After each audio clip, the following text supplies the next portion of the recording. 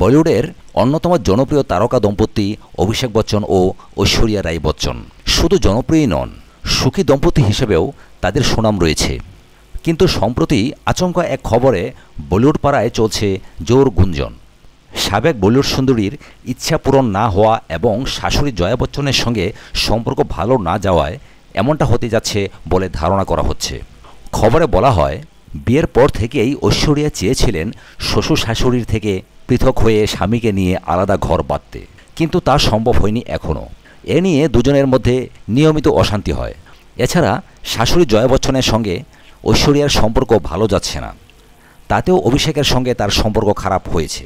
বর্তমানে এসব বিষয়ে ঐশ্বরিয়ার সঙ্গে অভিষেকের সম্পর্ক এতটা খারাপ পর্যায়ে পৌঁছেছে যে বলিউড সুন্দরী নাকি ঠিক করেছেন অভিষেককে ডিভোর্স দেবেন তিনি।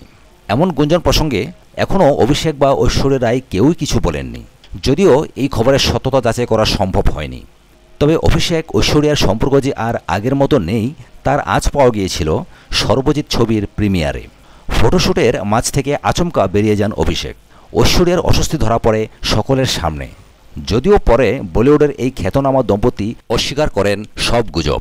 প্রসঙ্গত 2007 সালে বলিউড মেগাস্টার অমিতাভ বচ্চনের ছেলে অভিনেতা অভিষেক বচ্চনকে বিয়ে করে সাবেক বিশ্বসুন্দরী ঐশ্বরিয়া রাই বচ্চন। বর্তমানে তাদের ঘরে 5 বছরের একটি মেয়ে রয়েছে। সাথে থাকার জন্য অসংখ্য ধন্যবাদ।